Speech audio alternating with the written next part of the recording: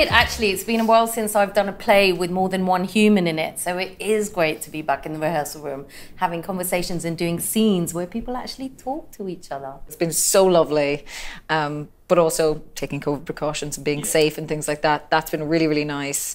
And just being able to do the work. Normality feels, and we're not in full normality, but any sense of it is really enjoyable. This is my favourite kind of play. There's Me no too. like numbers, but you just see the craft of the writing, and I think it's really an actor's play, really. That is the magic, and I feel very bloody lucky that I get to be only 2 meters away in a rehearsal room and just get that at me. You know, that's what I've missed in the last 18 months, really.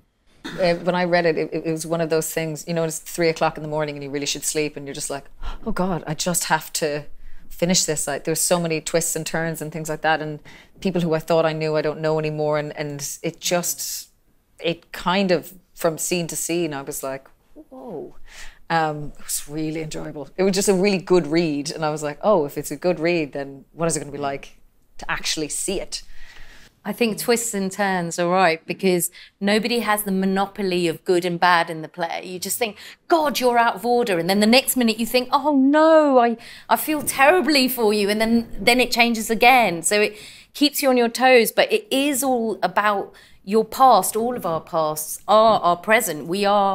All our struggles, our joys are about how we've had trauma in the past or how we've experienced our lives. So even though it is about the past, it's how everybody in the play is struggling with the decisions they've made or not been brave enough to make.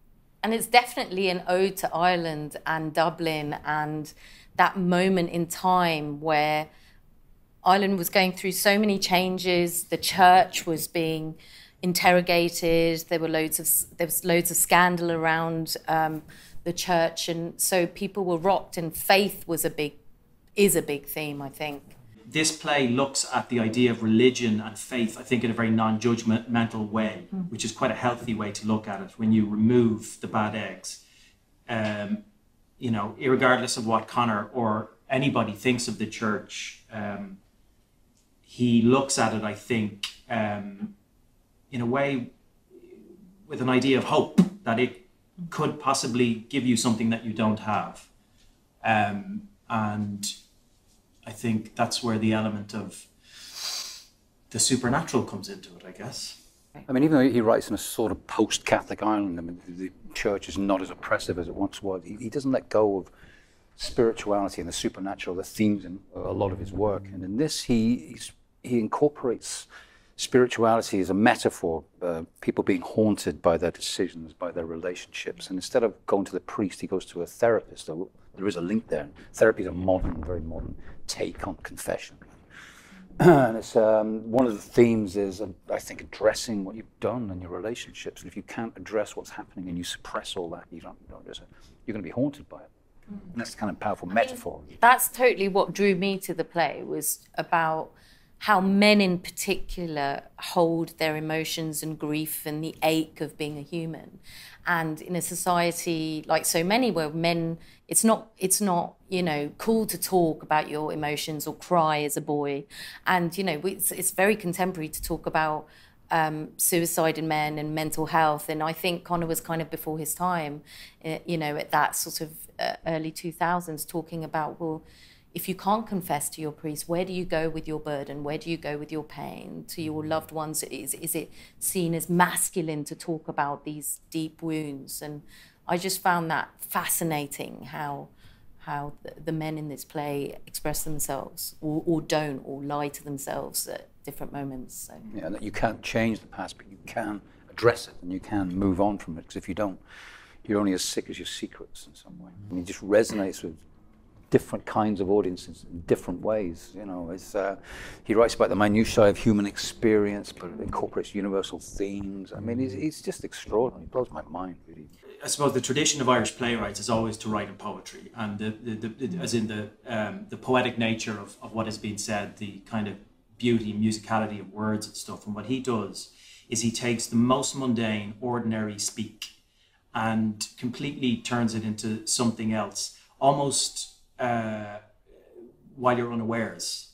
you know, if you look at a page of script from his texts, I mean, you know, it looks like someone has flicked ink on it because there's so many dots in it. But inside those dots are, you know, worlds that we're constantly mining and trying to discover and stuff. So he realizes that the unspoken thing is as powerful as the spoken thing, which is a really interesting dynamic in a therapy room as well.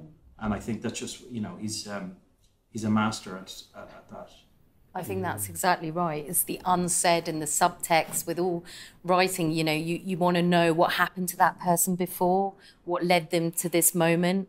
You know, and it's just rich. And I think it's for actors and directors, like it is the stuff we love.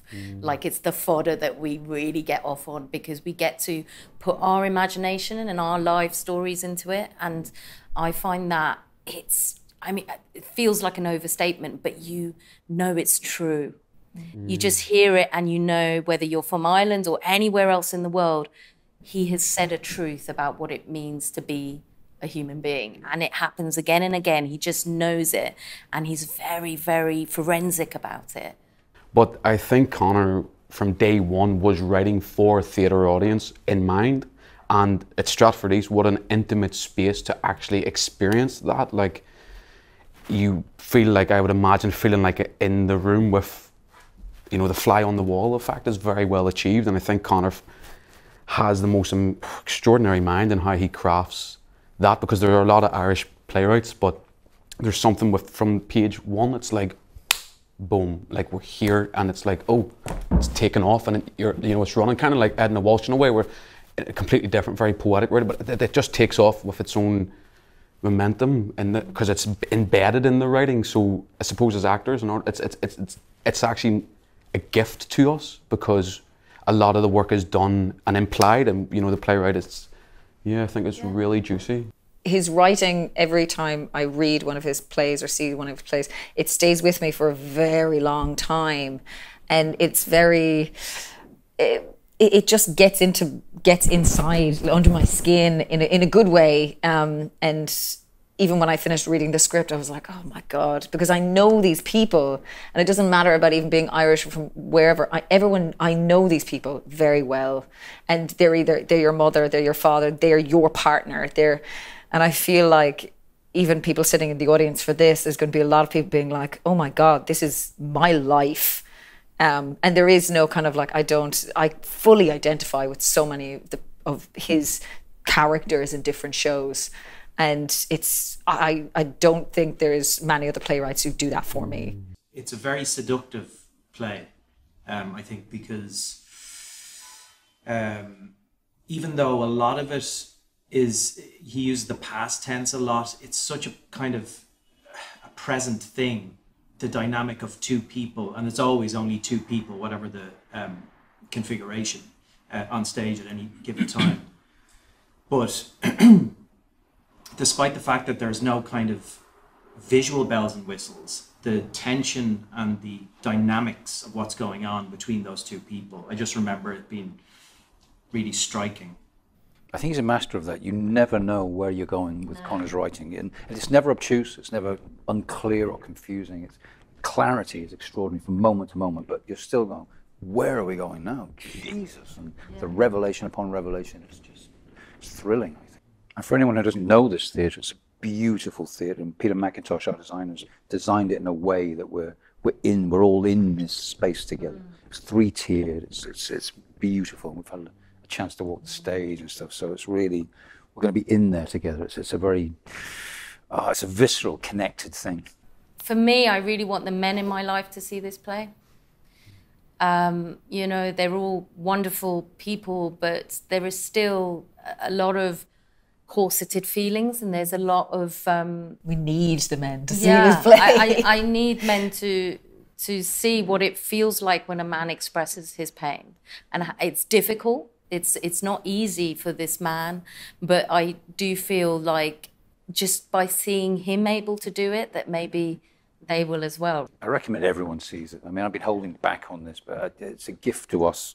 I think we're delivering this gift. I think it's an extraordinary company, an extraordinary play, and I think watching this, I imagine it'd be quite a special experience for him. It's an incredible story about these 4 human beings and their lives. This plays a lot about feeling lonely, and we've all been isolated recently, but I think when you look for the patterns in this play, there's so many brilliant dots, like Conor makes a constellation between all these stars, because we think we're alone and we're the only ones going through a thing, but of course we're not. Of course we're not, and everybody is going through some version of that thing at some point, and there's some comfort in knowing that we are connected in that way. So yeah, it's one to talk about in the bar afterwards, for sure.